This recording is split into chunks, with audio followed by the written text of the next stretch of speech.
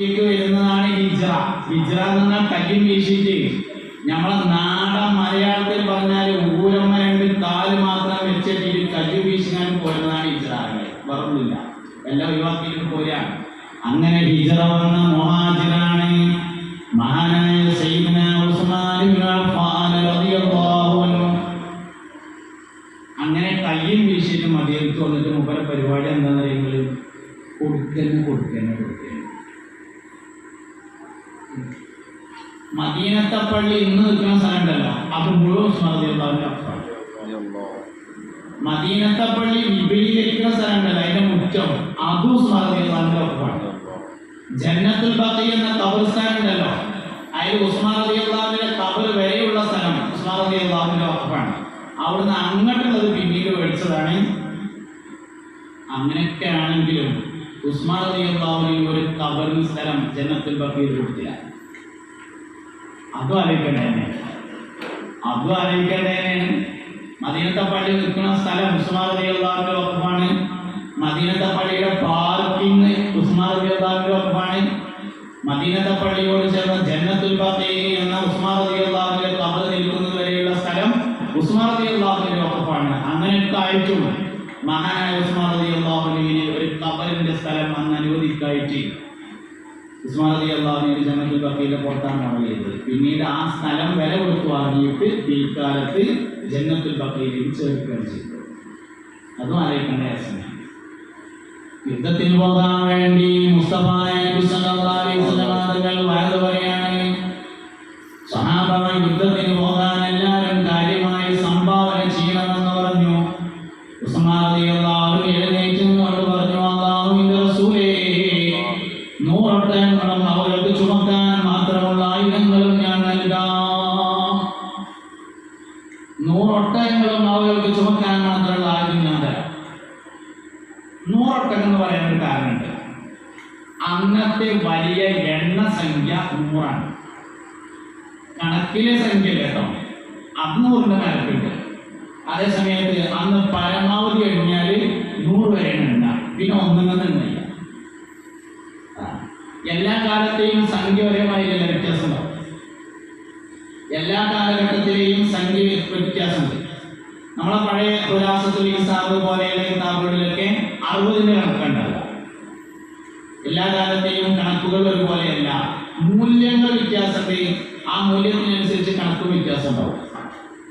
നമ്മളൊക്കെ ചെറുപ്പത്തിൽ നമ്മൾ കേട്ട വലിയൊരു വർത്താനാണ്, ലോട്ടറി കച്ചവടക്കാരൻ പറയാണ്, 2 റുപ്യയുടെ ടിക്കറ്റ് എടുത്താൽ ജീവിതകാലം മുഴുവൻ അടിച്ചു പൊളിച്ച് ചെലവഴിച്ചാൽ തീരാത്ത 1,00,000 രൂപയും മാരുതി കാറും നാടകങ്ങൾക്ക് തന്നെ കിട്ടാൻ പോകുന്നുണ്ട്. എന്താ പറഞ്ഞു വെച്ചാൽ 2 കാര്യങ്ങളാണ്. ഒന്ന് മാരുതി കാർ, 2 ജീവിതകാലം മുഴുവൻ അടിച്ചു പൊളിച്ചാൽ ചെലവഴിച്ചാൽ തീരാത്ത 1,00,000 രൂപ. നേരങ്ങത്തിലൊന്ന് കുട്ടികളെ കൂട്ടിങ്ങാണ്ട് വീട്ടിൽ കണ്ട് ചായ വെച്ചാൽ 1,00,000 തരില്ല. പിന്നെ ക്രെഡിറ്റ് കാർഡ് വന്ന് കുറച്ച് കൊടുക്കേണ്ടി വരും. അങ്ങനെ അതാണ്. പക്ഷെ അന്ന് അങ്ങനെയല്ല. അന്നത്തെ ഒരു സങ്കല്പം എന്ന് പറഞ്ഞാൽ 1,00,000 രൂപയുടെ ജീവിതകാലം മുഴുവൻ അടിച്ചു പൊളിച്ച് ചെലവാക്കാനാണ്. അന്നത്തെ കാറിൽ ഏറ്റവും വലിയ പേര് കേട്ട കാറാണ് മാരുതി കാർ. അതുകൊണ്ടാണ് പറഞ്ഞത്. അപ്പൊ എന്നും ഒരേപോലെയുള്ള സംഖ്യകളും മൂല്യങ്ങളെ 1500 കൊല്ലങ്ങൾക്ക് മുമ്പുള്ള 100 ഒട്ടകം അതാണ്. നാളെ ഒരാൾ കുട്ടി പറഞ്ഞു 600 കിലോ സ്വർണത്തിന്റെ പൈസ. ആരാ ഈ കൊടുക്കുന്നറിയോ? മക്കത്ത് നിന്ന് 2 കയ്യും വീശിങ്ങാണ്ട് മദീനത്തേക്ക് പോകുന്ന ഉസ്മാൻ റളിയല്ലാഹു. എന്തേ ഇങ്ങനെ കൊടുക്കാൻ മാത്രമേ ഉണ്ടായി? അതിൻ്റെ ഉത്തരവ്. ആ ഉത്തരമാണ് നമ്മൾ പഠിക്കേണ്ട ഉത്തരം. ഉസ്മാൻ റളിയല്ലാഹു അൻഹു ഇരുന്നു. നബി സല്ലല്ലാഹു അലൈഹി വസല്ലം വഅദ് നിർത്തിയില്ല. രണ്ടാമതും പറഞ്ഞു, സ്വഹാബ, യുദ്ധഫണ്ടിലേക്ക് ഇനിയും ധാരാളമായി സംഭാവന വേണം. അതുകൊണ്ട് ഉള്ളതിനനുസരിച്ച് എല്ലാവരും ഇനിയും സംഭാവന നൽകണം. ഉസ്മാൻ റളിയല്ലാഹു അൻഹു രണ്ടാമതും നീശിത പറഞ്ഞു, നബിയേ സ്വല്ലല്ലാഹു അലൈഹി വസല്ലം, 100 ഒട്ടകങ്ങളും ആ ഒട്ടകങ്ങൾക്ക് ചുമക്കാൻ മാത്രമുള്ള ആയുധവും ഞാൻ വീണ്ടും തരാം എന്ന് പറഞ്ഞു. യുദ്ധത്തിന് പോകാൻ വേണ്ടി നബി തങ്ങൾ പറയാണ്, സ്വഹാബ എല്ലാവരും വരെ പോയിട്ട് ഉള്ളതിനനുസരിച്ചൊക്കെ കൊണ്ടുവരണമെന്ന് പറഞ്ഞു. സിദ്ദീഖ് റളിയല്ലാഹു റളിയല്ലാഹുവിന്റെ വീട്ടിൽ പോയി ചില്ലറ പൈസ ഉണ്ടായിരുന്നവർക്കാണ് മുമ്പിൽ വന്നു. ഉസ്മാൻ റളിയല്ലാഹുവിന്റെ വീട്ടിൽ പോയി 14,000 ദിർഹംസ് ഉണ്ട്. അതിൽ നിന്ന് നേരെ പകുതി 7,000 ദിർഹംസ് കയ്യിൽ പിടിച്ച് ഉസ്മാൻ റളിയല്ലാഹു പള്ളിയിൽ മടങ്ങിയെത്തി. നബി തങ്ങൾ ചോദിച്ചു, ഉസ്മാനെ നിങ്ങൾ എന്താ കൊടുത്തിട്ടുള്ളത് എന്ന് ചോദിച്ചു. അതിൽ പറഞ്ഞു, നബിയെ 7,000 ദിർഹംസ് ഉണ്ട്, വാങ്ങി. ഈ പെരേല് ഭാര്യക്കും മക്കൾക്കും എന്താ ഉള്ളതെന്ന് ചോദിച്ചു. ഇത്രയും കൂടി ഉണ്ടോ?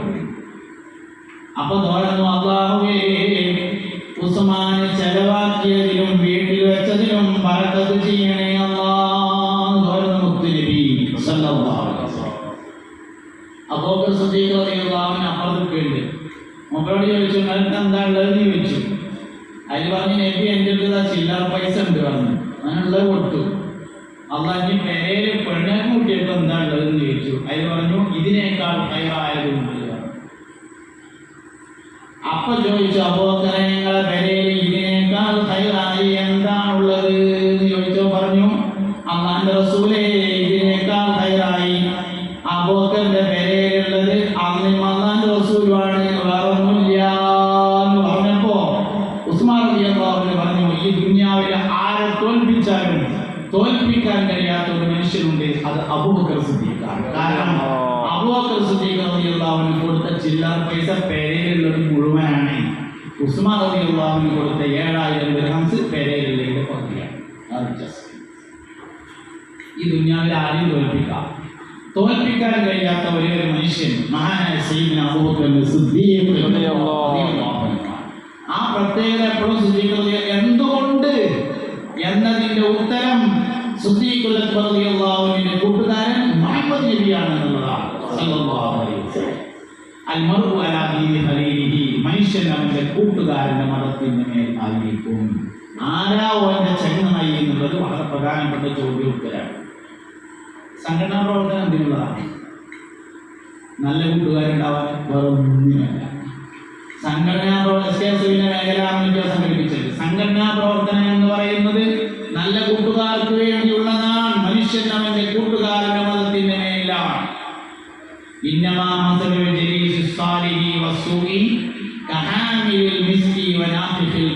നല്ല കൂട്ടുകാരന്റെയും ചീത്ത കൂട്ടുകാരന്റെയും ഉദാഹരണം അത്തർ കച്ചവടക്കാരന്റെ പോലെയും ഉലയിൽ കൂട്ടുന്നവനെ പോലെയും ആകുന്നു. അപ്പൊ കുട്ടികൾക്ക് നന്നാവുക എന്നുള്ളത് തന്നെയാണ് സംഘടനാ പ്രവർത്തനത്തിന്റെ ഏറ്റവും വലിയ വെച്ച്. അതുകൊണ്ട് എൻ്റെ ഈ ശബ്ദം ശ്രവിക്കുന്ന രക്ഷിതാക്കൾ ആരെങ്കിലും ഉണ്ടെങ്കിൽ മക്കളെ എപ്പോഴും നല്ല സംഘടനകളിലാക്കി കൊടുക്കണം. ഇല്ലെങ്കിൽ മോശപ്പെട്ട കൂട്ടുകെട്ടിലേക്ക് പോകും. കുട്ടികൾക്ക് കൂട്ടുകെട്ടില്ലാതെ കഴിയൂല, എന്തായാലും വേണം. ഇന്നത്തെ കാലത്ത് ഒരു മനുഷ്യന് ഒറ്റയ്ക്ക് ഇങ്ങനെ ജീവിച്ചു പോകാൻ കഴിയൂല. എന്തായാലും നല്ലതല്ലെങ്കിൽ ചീത്ത ഉണ്ടാവും. അതുകൊണ്ട് നല്ല കൂട്ടുകെട്ടിലാക്കി കൊടുക്കണം. സുന്നി ബാലവേദിയിൽ അംഗങ്ങളാക്കണം, SKSSF അംഗങ്ങളാക്കണം. അതിന് പോകുകയാണെന്ന് പറയുമ്പോൾ തടസ്സം വരാതിരിക്കണം. നല്ല കൂട്ടുകെട്ട് അല്ലെങ്കിൽ പിന്നെ ഉണ്ടാകാൻ പോകുന്നത് ചീത്ത കൂട്ടുകെട്ടാണ്. മനുഷ്യൻ സാമൂഹിക ജീവിയാണ്. അവൻ ഒറ്റയ്ക്ക് ജീവിക്കാൻ കഴിയില്ല, അവന് കൂട്ടം ആയിട്ട് ജീവിക്കാൻ കഴിയുള്ളൂ. അതുകൊണ്ടാണ് അതാണ് സംഘടനാ പ്രവർത്തനത്തിന്റെ പ്രത്യേകത. അപ്പൊ സിദ്ദീഖുൽ അക്ബർ റളിയല്ലാഹു അൻഹുവിന്റെ പ്രത്യേകത മുത്തുനബിയാണ് കൂട്ടുകാരൻ എന്നതാണ്. ഉസ്മാൻ റളിയല്ലാഹു അൻഹു പന്തിന്റെ പണിയെന്നാണ് നമ്മുടെ ചർച്ചാ വിഷയം. ഉസ്മാൻ റളിയല്ലാഹു അൻഹുവിന്റെ പ്രധാനപ്പെട്ട പണി സ്വതക്ക കൊടുക്കലെന്നെ. അതന്നെയാണ് പ്രധാനപ്പെട്ട പണി. എന്റെ മുകളിൽ ഇങ്ങനെ ഉണ്ടാവാണ്ടായ കാരണം, പൈസ ഉണ്ടാണെങ്കിലും വേണ്ട ഒരു കാരണം. വലിയ വലിയ പണിയൊന്നുമില്ല, ചെറിയ ചെറിയ പണി. ഒരിടയ്ക്ക് ഞാൻ എടുക്കലും ഒരു യാത്ര പോകും, തിരിച്ചു വരും, അങ്ങനെയൊക്കെയുള്ള ചെറിയ ചെറിയ കാര്യങ്ങളാണ്. ഉമർ റളിയല്ലാഹു അൻഹു സ്ഥല കച്ചവടമാണ്, 2% കിട്ടുന്നതിലും കരുത. അങ്ങനത്തെ ശതമാനം അറിയില്ല, എന്തായാലും അങ്ങനെ കൂട്ടാം. അതേ സമയത്ത് ഉസ്മാൻ റളിയല്ലാഹു അൻഹു അങ്ങനെയൊന്നുമില്ല. ഉസ്മാൻ റളിയല്ലാഹു അൻഹുവിന് 2 പ്രത്യേകതയാണ്. ഒന്ന്, ഉസ്മാൻ റളിയല്ലാഹു അൻഹുവിന്റെ വാപ്പയായ അഫ്ഫാൻ എന്ന് പറയുന്ന ആൾ ധർമ്മിഷ്ഠനായിരുന്നു എന്നതാണ് ഒരു കാരണം. വാപ്പാന്റെ ഗുണം മകനുണ്ടായതാണ്. വാപ്പ ധർമ്മിഷ്ഠനാണോ, മക്കൾ സമ്പന്നരായിരിക്കും. അതിന് വാപ്പയാകണമെന്നില്ലെന്നാണ്. 7 തലമുറയിലെ ഏതെങ്കിലും ഒരു പിതാവ് ധർമ്മിഷ്ഠനായാലും 7 തലമുറ അതിന്റെ ഗുണം അനുഭവിക്കുമെന്ന് ബഹുമാനപ്പെട്ട ഖിദർ നബി അലൈഹിസ്സലാമും മൂസ നബി അലൈഹിസ്സലാമും കൂടി യാത്ര ചെയ്തിട്ട് അങ്ങാടിയിൽ താമസിക്കുന്ന യതീം കുട്ടികളുടെ മതിൽ നന്നാക്കി കൊടുത്തപ്പോൾ ഈ കുട്ടികളെ വാപ്പ ഒരു സ്വാലിഹായ മനുഷ്യനായിരുന്നു എന്ന് പറഞ്ഞതിന്റെ വിശദീകരണത്തിലുണ്ട് 7 തലമുറക്ക് കിട്ടുന്നുണ്ട്.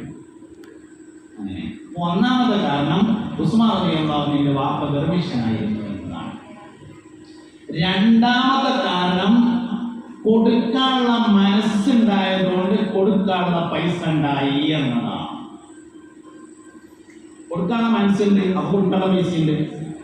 കൊടുക്കാനുള്ള മനസ്സില്ലേ കൊടുക്കാനുള്ള പൈസ ഉണ്ടാവില്ല. പൈസ ഉണ്ടാവും, കൊടുക്കാനുള്ള പൈസ ഉണ്ടാവില്ല. പൈസ ഉണ്ടായിട്ട് കാര്യമില്ലല്ലോ, കൊടുക്കാനുള്ള പൈസ ഉണ്ടാകണല്ലോ. നമ്മുടെ ചെമ്മുക്ക കുഞ്ഞാപ്പാച്ചി ഉണ്ടല്ലോ, ദാവൂദിന്റെ സെക്രട്ടറി ആയിരുന്ന ചെമ്മുക്ക കുഞ്ഞാപ്പാച്ചി, നമ്മളെ ഹൈദറോസ്വലിയരെ CH ഹൈദറോസ്താനിന്റെ അള്ളാഹുവിന്റെ ദർജ വെട്ടി കൊടുക്കട്ടെ. നമുക്ക് പോലെ ചെരുപ്പെടുത്തേണ്ട നടക്കാനുള്ള യോഗ്യത പോലും ഇല്ല എന്നുള്ളതാണ്. ഹൈദറോസ്താനിന്റെ മകണ്ട് തൊയ്യീബ് ഫൈലി. അപ്പോൾ തൊയ്യീബ് ഫൈലി ഒരിക്കലും അനുഭവം പറഞ്ഞു, ചെമ്മുക്ക കുഞ്ഞാപ്പാച്ചിനോട് കുടിയിരിക്കൽ പറഞ്ഞിട്ട്, ഹൗസ് വാമിങ് പറഞ്ഞിട്ട് മൂപ്പർക്ക് അന്ന് വരാൻ കൂടിയില്ല.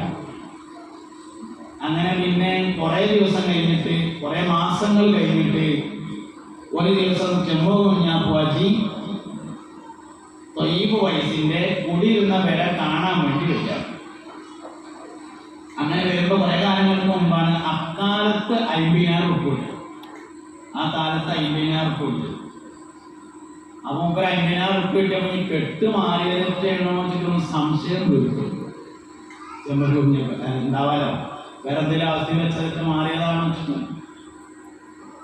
അതിൽ പറഞ്ഞത്രേ, കുടിയിരിക്കലിന്റെ അന്ന് എനിക്ക് വരാൻ കഴിയില്ല, പിന്നെ ഞാൻ ഇങ്ങോട്ടൊന്ന് വരണല്ലോ എന്ന് കരുതിയിട്ട് ഇങ്ങനെ ആലോചിച്ചപ്പോ അതിനെന്തെങ്കിലും ഒന്ന് തരണല്ലോ എന്ന് ആലോചിച്ചു.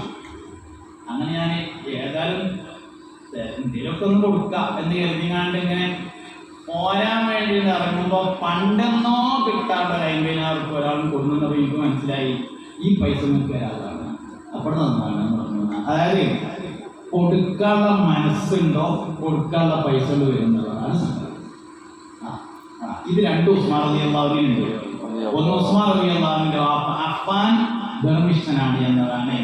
2 മഹാനായ സയ്യിദുനാ ഉസ്മാൻ ഇബ്നു അഫ്ഫാൻ റളിയല്ലാഹു അൻഹു കൊടുക്കാനുള്ള മനസ്സുണ്ടായി എന്നതുമാണ് കാരണം.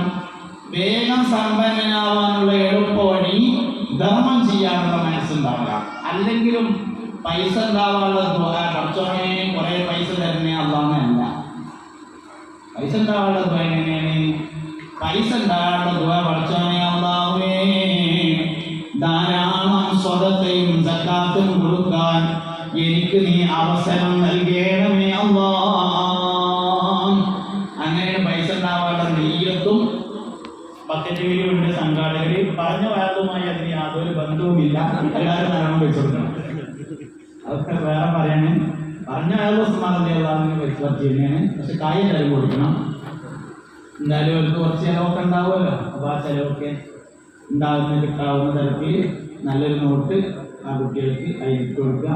കുറച്ചുമായി ബാക്കി ഉണ്ടായാലും കുഴപ്പമൊന്നുമില്ല. അള്ളാഹു കബൂൽ ചെയ്യട്ടെ, സന്തോഷത്തിലും ആഹ്ലാദത്തിലാക്കട്ടെ, എല്ലാവരും കാര്യമായിട്ട് സഹായിക്കും. പക്കത്തേക്ക് കുട്ടികൾ അപ്പോൾ മുഅ്മിനീങ്ങളെ പൊതുവെ ഞാൻ വിരിവ് പറയില്ല. എന്താ വെച്ചാൽ ഈ പറഞ്ഞ വയതായി നമ്മൾ തോന്നിപ്പോകുന്നതിലേക്കാണ്, എല്ലാവരും നല്ല അതായത്. അപ്പോൾ അതാണ് ഞാൻ ബന്ധമില്ല കൈവിട്ടുണ്ടാകുന്ന അതിൻ്റെ അർത്ഥം. ബന്ധമില്ല എന്നുള്ളതിന് ബന്ധമില്ല എന്നുള്ള അർത്ഥം മാത്രമേ ഉള്ളൂ, വേറെ അർത്ഥമൊന്നുമില്ല. അപ്പോൾ ഉസ്മാൻ റളിയല്ലാഹു അൻഹുവിന്റെ പ്രത്യേകത അതാണ് എന്നുള്ളതാണ്. അതുകൊണ്ട് പൈസ ഉണ്ടായി. ഈ തൊട്ടതൊക്കെ പൊന്നാകുക എന്ന് പറയുന്നത് കാര്യമായിട്ട് ഇടപാടൊന്നും ഉണ്ടായിട്ടില്ല. തൊട്ടയുമൊക്കെ ലാഭം ഉണ്ട് എന്നുള്ളതാണ് ഉസ്മാൻ റളിയല്ലാഹു അൻഹുവിന്റെ പ്രത്യേകത.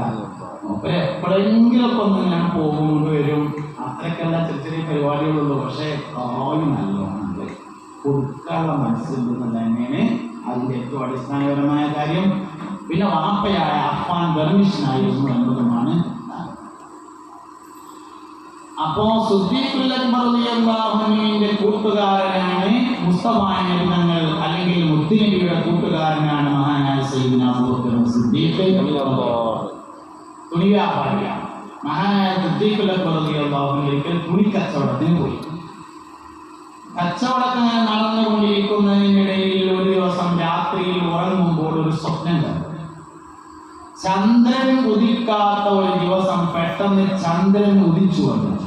സാധാരണ പോലുള്ള ചന്ദ്രനല്ല, വലിയൊരു ചന്ദ്രൻ, ഒരു അലോക്കിന്റെ ചന്ദ്രൻ ഉദിച്ചു വന്നു. എന്നിട്ട് ഉറക്കത്തിലാണ്. ആ ചന്ദ്രൻ ചെറിയ ചെറിയ ചെറിയ ചെറിയ കഷ്ണങ്ങളായി മാറിയിട്ട് മക്കയിലെ എല്ലാ വീടുകളിലേക്കും ഓരോ കഷ്ണങ്ങൾ പോയി. എല്ലാ തറവാട്ടിലും ഓരോ കഷ്ണം ചന്ദ്രന്റെ. മുമ്പരങ്ങനെ നോക്കി നിന്നു. കുറേ കഴിഞ്ഞപ്പോ പോയ കഷ്ണങ്ങളൊക്കെ ഇങ്ങോട്ടനെ വന്നിട്ട് അത് കൂടിയിട്ട് പഴയതുപോലെ ഒരു ചന്ദ്രനായി രൂപാന്തരപ്പെട്ട് ഇറങ്ങി ഇങ്ങനെ വന്ന് ശുദ്ധീകൃതിയുള്ളവരിങ്ങനെ മടിയിൽ ഇങ്ങനെ വന്നിരുന്നപ്പോ മൂപ്പര് അണഞ്ഞു കൂട്ടി ഇങ്ങനെ പിടിച്ചിങ്ങനെ വലിച്ചപ്പോ കണ്ണും തുറന്നു. ആ അതാ കഴിഞ്ഞു, ചെന്നൈ കണ്ണു തുറന്നു. പിറ്റേ ദിവസം രാവിലെ പൂർവകാല വേദങ്ങൾ പഠിച്ച് സ്വപ്നത്തിൽ തഅബീർ വ്യാഖ്യാനം പറയുന്ന ഒരു പണ്ഡിതനുണ്ടായിരുന്നു ആ നാട്ടിൽ, കച്ചവടത്തിന് പോയ നാട്ടില്. അദ്ദേഹത്തിന്റെ അടുക്കൽ ചെന്നിട്ട് ഞാൻ ഇന്നലെ രാത്രി ഇങ്ങനെ ഒരു സ്വപ്നം കണ്ടു എന്ന വിവരം അറിയിച്ചപ്പോൾ അയാൾ പറഞ്ഞു, അവസാന പ്രവാചകൻ വരാൻ സമയമായിട്ടുണ്ടെന്നും നിങ്ങൾ അദ്ദേഹത്തെ കൊണ്ട് വിശ്വസിക്കും എന്നുമാണ് ഈ സ്വപ്നത്തിന്റെ തഅബീർ. ആ കച്ചവടം കഴിഞ്ഞ് മടങ്ങി സിദ്ദീഖുൽ അക്ബർ റളിയല്ലാഹു അൻഹു നാട്ടിലെത്തി. കച്ചവടം കഴിഞ്ഞ് വരുമ്പോ വേറെ പരിപാടി ഉണ്ട്. എന്താ വെച്ചാല് അന്നത്തെ കച്ചവടം 2 തരക്കും കച്ചവടമാണ്. 6 മാസമാണ് ഒരു കച്ചവടത്തിന്റെ കാലാവധി. ഒന്ന് ചൂട് കാലത്തും ഒന്ന് തണുപ്പ് കാലത്തും. ഒന്ന് ബസറയിലേക്ക് പോകും, പിന്നൊന്ന് മറ്റെവിടെയെങ്കിലും പോകും, ഷാമിലേക്ക് പോകും. ഒന്ന് ചൂട് കാലത്ത് പോകും, ഒന്ന് തണുപ്പ് കാലത്ത് പോകും. മക്കയിലുള്ള വസ്തുക്കളുമായി ഈത്തപ്പഴം, മുന്തിരി തുടങ്ങിയ മക്കയിൽ ഉള്ളതും അവർ നിർമ്മിക്കുന്നതുമായ വസ്തുക്കളുമായി മിസ്രിലേക്കോ ഷാമിലേക്കോ ഒക്കെ കച്ചവടത്തിന് വേണ്ടി പോകും. മടങ്ങി വരുമ്പോൾ വഴിയിൽ നിന്ന് മക്കയിൽ ഇല്ലാത്ത സാധനങ്ങൾ വാങ്ങിയിട്ടാണ് തിരിച്ചു വരിക. അക്കാലത്ത് മക്കക്കാർക്ക് മിസ്രിലേക്ക് പോകുന്ന വഴിയിൽ കൃഷി ഉണ്ടായിരുന്നു. അന്നത്തെ മിസ്ർ ഇന്നത്തെ ഈജിപ്താണ്. ഈജിപ്തിലേക്ക് പോകുന്ന വഴിയിൽ അവർക്ക് കൃഷികളുണ്ടാവും. മക്കക്കാരെ കൃഷി തന്നെയാണ്. അതിന് നല്ല വിഭവങ്ങൾ വാങ്ങിയിട്ട് മടങ്ങി വരും. മടങ്ങി വന്നാൽ ഈ കൊണ്ടുവന്ന സാധനങ്ങൾ വിൽപ്പന നടത്തും. അപ്പൊ 2 തരക്കും കച്ചവടമാണ് നടത്തുന്നത്. ഇവിടുന്ന് കൊണ്ടുപോയിട്ട് അവിടെ കച്ചവടം ചെയ്യും, അവിടുന്ന് സാധനങ്ങൾ വാങ്ങിയിട്ട് ഇങ്ങോട്ട് വന്നിട്ട് ഇവിടെ വിൽക്കും. ഈ 2 കച്ചവടം അവസാനിച്ചാൽ കച്ചവടം കഴിഞ്ഞു. 6 മാസത്തിൽ ബാക്കിയുള്ള സമയം ഇത് തിന്ന് വിശ്രമിക്കും. പിന്നെ 6 മാസം കഴിഞ്ഞിട്ട് അടുത്ത കച്ചവട യാത്ര പുറപ്പെടും. ഇങ്ങനെയാണ്. ശുദ്ധീകൃതിയുള്ള കച്ചവടം കഴിഞ്ഞ് മടങ്ങി വരുമ്പോ വഴിയിൽ നിന്ന് വാങ്ങിയ സാധനങ്ങൾ മക്കയിൽ കൊണ്ടുവന്ന് വിൽപ്പന നടത്തുന്നതിൻ്റെ ഇടയിൽ അബുൽ ഹക്കം എന്ന അബൂജാഹിൽ ചെന്നിട്ട് മെല്ലെ പിന്നെ നിങ്ങൾ തോണ്ടി വിളിച്ചിട്ട് ചോദിച്ചു, അബൂബക്കറെ പുതിയ വല്ല വിവരം അറിഞ്ഞോന്ന് ചോദിച്ചു. അന്നത്തെ പേര് അബൂബക്കർ എന്നല്ല, അബ്ദുൽ കഅബാണ്. നമുക്ക് പറയാൻ പറ്റിയ പേര് അബൂബക്കർ എന്നാണ്, അതുകൊണ്ട് പറഞ്ഞേ ഉള്ളൂ. അബൂബക്കർ അറിഞ്ഞിട്ട് പുതിയ വല്ല വിവരമുണ്ടോ ചോദിച്ചു. അതിൽ പറഞ്ഞു ഞാൻ ഒന്നും അറിഞ്ഞിട്ടില്ല. അറിഞ്ഞിട്ടില്ലേ? എൻ്റെ ഏറ്റവും അടുത്ത കൂട്ടുകാരനല്ലേ മുഹമ്മദ്, ഓൻ നബിയാണെന്നും പറഞ്ഞു ഞാൻ അറിഞ്ഞിട്ടുണ്ട്. ശുദ്ധീകൃതിയുള്ളവൻ്റെ വീട്ടിൽ പോയിട്ട് ഒന്ന് കുളിച്ച് തുണിമപ്പായൊക്കെ മാറ്റിയിട്ട് മുസ്തഫ നബി സല്ലല്ലാഹു അലൈഹി വസല്ലമയുടെ ഹദറത്തിൽ ചെന്നുകൊണ്ട് ചോദിച്ചു, മുഹമ്മദേ സല്ലല്ലാഹു അലൈഹി വസല്ലം, ഞാൻ കേട്ടത് ശരിയാണോ ചോദിച്ചു. അതിൽ പറഞ്ഞു, ആ ശരിയാണ്, അള്ളാഹു എന്നെ നബിയാക്കി നിയോഗിച്ചിട്ടുണ്ട്.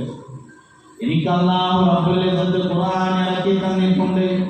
ഇഖ്റ ബിസ്മി റബ്ബിക്കല്ലദീ ഖലഖ് ഖലഖൽ ഇൻസാന മിൻ അലഖ് ഇഖ്റ വറബ്ബുക്കൽ അക്രമുല്ലദീ അല്ലമ ബിൽ ഖലം അല്ലമൽ ഇൻസാന മാ ലം യഅലം എന്ന് ഓതിക്കൊടുത്തപ്പോ സിദ്ദീഖുൽ അക്ബർ റളിയല്ലാഹു അൻഹു പറഞ്ഞു, ഞാൻ വിശ്വസിച്ചിരിക്കുന്നു. എന്തുകൊണ്ട്? സിദ്ദീഖ് റളിയല്ലാഹു അൻഹു മുത്തുനബിയുടെ കൂട്ടുകാരനാണ് എന്നതാണ് കാരണം. മുഹമ്മദ് എന്താണെന്ന് സിദ്ദീഖിന് അറിയാം.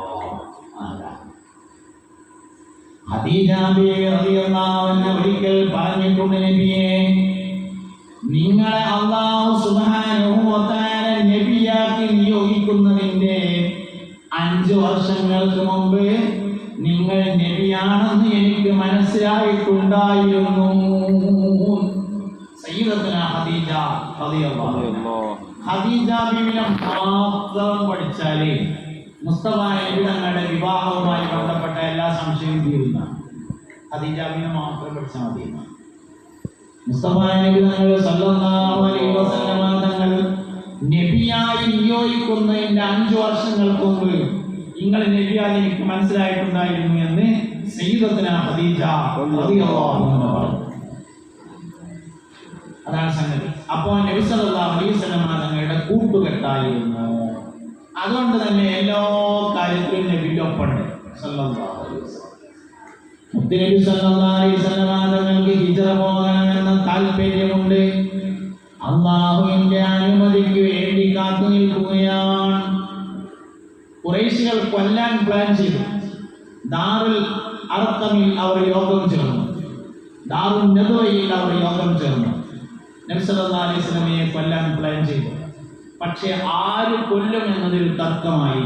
അവസാനം അവർ തീരുമാനമെടുത്തു, നബി തങ്ങൾ താമസിക്കുന്ന വീടിന്റെ ചുറ്റുഭാഗത്തും വാള് ഓങ്ങിപ്പിടിച്ച് എല്ലാവരും നിൽക്കുക.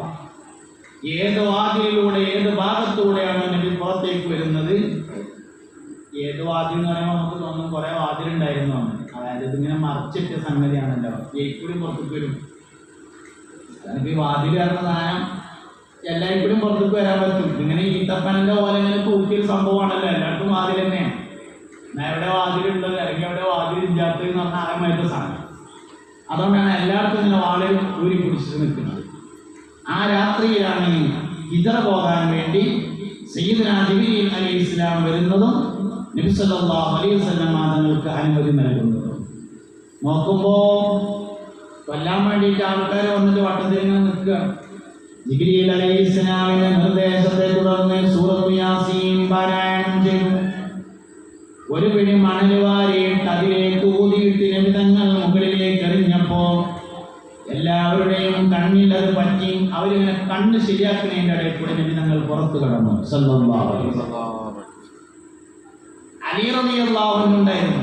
അലി റളിയല്ലാഹു അൻഹുവിനെ വിളിച്ചിട്ട് നബി തങ്ങളുടെ വിരിപ്പിൽ കിടത്തിയിട്ട് പറഞ്ഞു, ഇതിന്റെ വിരിപ്പിൽ കിടക്കണം, ഇതിന്റെ പുതപ്പോണ്ട് പുതക്കണം. അതിനാച്ചാൽ പോയ ഉടനെ ശ്രദ്ധയിൽ വരാതിരിക്കാനാണ്.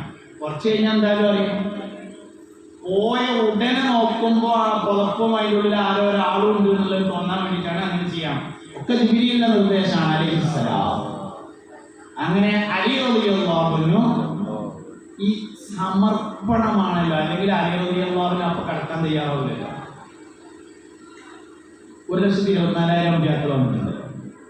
1,24,000 അമ്പിയാക്കളുടെ ഉമ്മത്തുകളും മുത്തുനബിയുടെ ഉമ്മത്തും തമ്മിലുള്ള സല്ലല്ലാഹു അലൈഹി വസല്ലം വ്യത്യാസം. 1,24,000 അമ്പിയാക്കൾക്ക് ഇല്ലാത്ത ഇഷ്ക് മുഹമ്മദ് നബിയോട് നമ്മൾക്കുണ്ട്, ഉണ്ടാകണം എന്നതാണ്. വേറെ ഒരു നബിക്കും സ്വലാത്ത് ചൊല്ലാൻ അല്ലാഹു പറഞ്ഞിട്ടില്ല. നബി സല്ലല്ലാഹു അലൈഹി വസല്ലം തങ്ങൾക്ക് സ്വലാത്ത് ചൊല്ലാൻ മാത്രമേ പറഞ്ഞിട്ടുള്ളൂ. നൂഹ് നബി അലൈഹിസ്സലാമിന്റെ അനുയായികളോട് നൂഹ് നബിക്ക് സ്വലാത്ത് ചൊല്ലാൻ പറഞ്ഞിട്ടില്ല. യൂസുഫ് നബി അലൈഹിസ്സലാമിന്റെ അനുയായികളോട് യൂസുഫ് നബിക്ക് സ്വലാത്ത് ചൊല്ലാൻ പറഞ്ഞിട്ടില്ല. മുസ്തഫ നബി തങ്ങളുടെ ഉമ്മത്തിനോട് മാത്രമാണ് നബി തങ്ങൾക്ക് സ്വലാത്ത് ചൊല്ലാൻ പറഞ്ഞിട്ടുള്ളത്. ഫളായിലുകൾ മുഴുവനും നബി തങ്ങളിലേക്ക് മടങ്ങുമെന്നാണ്. എന്തായാലും അങ്ങനെ യാസീൻ സൂറത്ത് ഓതി നബി തങ്ങൾ അലി റളിയല്ലാഹു അൻഹുവിനെ അവിടെ കിടത്തി. ഒരു ലീസ്റ്റും കൊടുത്തു, കയ്യിൽ ഒരു കീശയിൽ നിറയെ പൈസയും കൊടുത്തു. മക്കക്കാര് പൈസ വാർത്തുക്കാൻ നബിന്റെ അടുത്ത് കൊടുക്കലാണ് പതിവ്. എന്നിട്ട് ഓരോ നാട്ടിൽ നിന്ന് പുറത്താക്കുന്ന സാഹചര്യത്തിൽ പോകുമ്പോ ഓരോ പൈസന്റെ കണക്കും അത് തിരിച്ചു കൊടുക്കാനുള്ള ലിസ്റ്റും അലി റളിയല്ലാഹു അൻഹുവിനെ ഏൽപ്പിച്ചിട്ട് പോവുകയാണ് മുസ്തഫ നബി തങ്ങൾ സല്ലല്ലാഹു അലൈഹി വസല്ലം. എന്നിട്ട് അവിടുന്ന് ഇറങ്ങി നേരെ സിദ്ദീഖുൽ അക്ബർ റളിയല്ലാഹു അൻഹുവിന്റെ വീട്ടിൽ പോയി. രണ്ടുപേരും കൂടി അവിടെ നിന്ന് സൗർ പർവ്വതത്തിന്റെ ഗുഹയിലേക്ക് യാത്ര ചെയ്തു. സൗർ പർവ്വതത്തിന്റെ ഗുഹയിൽ ചെന്ന് അന്നത്തെ ദിവസം താമസിക്കുകയാണ്. യാത്രയിൽ ഒരുപാട് സംഭവമുണ്ട്. നബിതങ്ങൾ സല്ലല്ലാഹു അലൈഹി വസല്ലം ഒത്ത ശരീരമുള്ള ഒരു മനുഷ്യനാണ്. നബിതങ്ങൾ ഒത്ത ശരീരമാണ്. പാകത്തിന് തടിമണ്ണുണ്ട്, അത്യാവശ്യം നീളമുണ്ട്. അങ്ങനത്തെ ഒരു ഒത്ത ശരീരമാണ്. സിദ്ദീഖ് റളിയല്ലാഹു അൻഹു തടിയില്ലാതെ മെലിഞ്ഞ് നീണ്ട് വെളുത്ത് കണ്ണ് കുഴിയിൽ പോയി നെറ്റിത്തടം മുൻവശത്തേക്ക് തള്ളി നിൽക്കുന്ന ഒരു പ്രകൃതക്കാരനാണ് സിദ്ദീഖ് റളിയല്ലാഹു അൻഹു. സിദ്ദീഖ് റളിയല്ലാഹു അൻഹുവിന്റെ ഫോട്ടോമാണ് നമുക്ക് മനസ്സിലെടുക്കാൻ കിട്ടും. തടിയില്ലാതെ നീണ്ടിട്ട് വെളുത്ത് വെള്ള നീണ്ട താടി വെച്ച് കവിൾ പൊട്ടി കണ്ടടം കുഴിഞ്ഞ് നെറ്റി അല്പം പുറത്തേക്ക് തള്ളി നിൽക്കുന്ന ഒരു മെലിഞ്ഞ നീണ്ട ശരീരമുള്ള മനുഷ്യൻ. അതാണ് സയ്യിദുനാ അബൂബക്കർ സിദ്ദീഖ് റളിയല്ലാഹു അൻഹു. നബി സല്ലല്ലാഹു അലൈഹി വസല്ലം തങ്ങൾ ദിവസങ്ങളോളം ഉറക്കമൊഴിച്ചത് കാരണം വലിയ ക്ഷീണമായിരുന്നു. മര്യാദക്ക് ഭക്ഷണം കഴിച്ചിട്ടില്ല, ദിവസങ്ങളോളമായി ഉറങ്ങിയിട്ട് നല്ല ക്ഷീണമാണ്. ഇവർ രണ്ടുപേരും കൂടി സൗർ പർവ്വതത്തിന്റെ താഴെ ചെന്നു. നബി തങ്ങൾക്ക് കയറാമില്ല. സിദ്ദീഖ് റളിയല്ലാഹു അൻഹു തോളിൽ കയറി. സൗർ പർവ്വതത്തിന്റെ അവിടെ നമ്മളെ നാട്ടിൽ നിന്ന് ഉമ്രക്ക് പോകുമല്ലോ, എന്താ കാട്ടുകാരിയോ താഴെ പോയിട്ട് ഊരൊക്കെ കൈ കൊടുത്തിട്ട് മേപ്പെടുന്ന അമ്യാന്മാര് പറയും, അതാ കാണുന്നൊരു വെളുത്ത അടയാളം, അത് ആൾക്കാർ പോവുകയാണ്, അതിൻ്റെ മേലെയാണ് ഗുഹ ഉള്ളത്, അങ്ങോട്ട് പോകണേന്ന് വലിയ ഫളൊന്നുമില്ല, നമുക്ക് ഇവിടുന്ന് ദ്വാരക്ക അൽഫാത്തിഹ കുറച്ച് ഗോതമ്പ് എന്തെങ്കിലും വാങ്ങിയാണ്ട് പ്രാവുകൾക്ക് കൊടുക്കുന്നില്ല. അമീറന്മാരൊക്കെ ചെയ്താൽ മതി, അതിന് കുഴപ്പമൊന്നുമില്ല. പോണതിന് ഫളില്ല എന്ന് പറയാൻ പറ്റില്ല, ഫളുണ്ട്. മുഹമ്മദ് നബി സല്ലല്ലാഹു അലൈഹി വസല്ലം കാരിയോട്ടിൽ കയറുന്നതിന് ഫളുണ്ട്. ഊരക്ക് ബെൽറ്റ് ഇല്ലാത്തവർ കയറിയാൽ മതി എന്ന് മാത്രം. അത് അതുകൊണ്ടുള്ള ആനുകൂല്യമാണ്, ബെൽറ്റിന്റെ ആനുകൂല്യമാണ്, അല്ലാതെ ഫളില്ലാത്തതിന്റെ ആനുകൂല്യമല്ല. ബംഗാളികൾ സ്റ്റെപ്പ് ഉണ്ടാക്കിയിട്ടുണ്ടായിരുന്ന കാലത്ത് എന്നിട്ട് നമുക്ക് കൂട്ടിയാൽ കൂടുതൽ കയറില്ലേ.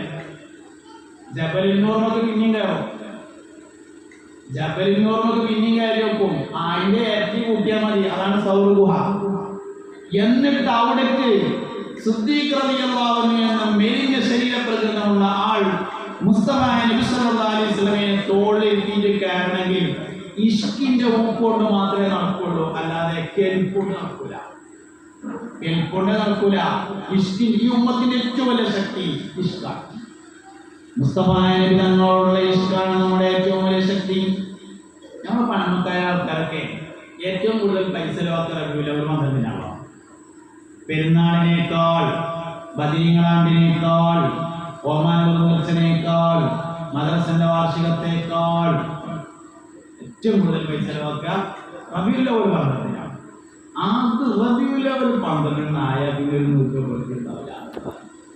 എന്തെങ്കിലും അത് കോയമ്പത്തൂർത്തെ മിഠായി ആയാലും വേണ്ടില്ല, ഓരോന്നും കൊടുത്തെങ്കിലും ഒരു രസം കിട്ടും.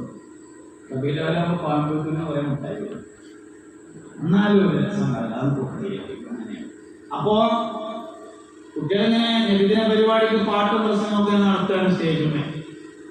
അക്കാനെ കോനവനാൽ മക്കാവ് വിട്ട് നബി മക്കാ മദീനത്തണവാ. ഒരു 4-5 പാട്ടൊക്കെ കഴിയുമ്പോൾ പൂർവ്വ വിദ്യാർത്ഥികൾ സദറുസ്ഥാനോട് വന്നിട്ട് ചോദിക്കും, പൂർവ്വ വിദ്യാർത്ഥികൾക്ക് പാടാൻ സമയം ഉണ്ടാവുമോ? സംഗതി അതിങ്ങനെ കയറണം. അപ്പോൾ സദറുസ്ഥാൻ നോക്കട്ടെ, അങ്ങനെ കുട്ടികളെ പരിപാടിക്ക് ഒന്ന് അഡ്ജസ്റ്റ് ചെയ്ത് ഒരു 2:30 മണിയൊക്കെ ഉണ്ടാവുമ്പോൾ ഇനി പൂർവ്വ വിദ്യാർത്ഥികളുടെ കലാപരിപാടികൾ ആരംഭിക്കുന്നതാണ് എന്ന് പറയുമ്പോൾ അങ്ങോട്ട് കയറിയിട്ട് അങ്ങോട്ട് പാടും. ബദറുൽ ഹുദാ യാസീനൻ നബി ഖറജായി അന്നേരം വളർകൊടി മൂന്നെണ്ണം കെട്ടിടയതിനുണ്ട്. അപ്പൊ ഗൾഫിൽ നിന്ന് വന്ന കുറച്ച് കുട്ടികളുണ്ടാവും. ഓർക്ക് ഇങ്ങനെ തോന്നും, എന്താ ഈ കായ് കീശേരി വെച്ചിട്ട് അതിന് എടുത്തിട്ട് കവറിലിട്ടാണ് കൊടുക്കും. ഇതാണ് റബീഉൽ അവ്വൽ 12. ഈ ഉമ്മത്ത് ഏറ്റവും കൂടുതൽ പൈസ ചെലവാക്കല് റബീഉൽ അവ്വൽ 12-നാണ്. എന്താ കാരണം? ഇഷ്കാണ് നമ്മുടെ ശക്തി. ഇഷ്ക്, മുഫ്തി നബി സല്ലല്ലാഹു അലൈഹി വസല്ലമയോടുള്ള താല്പര്യമാണ് നമ്മുടെ ഏറ്റവും പ്രധാനപ്പെട്ട ശക്തി എന്ന് പറഞ്ഞത്. ഹമ്മുക്കും ഫിദ് ദുനിയാ ഇയ്യായ, അല്ലാഹു ദുനിയാവിൽ നിങ്ങൾക്ക് ചെയ്ത ഏറ്റവും വലിയ സൗഭാഗ്യം ഞാൻ നിങ്ങളെ നബിയായ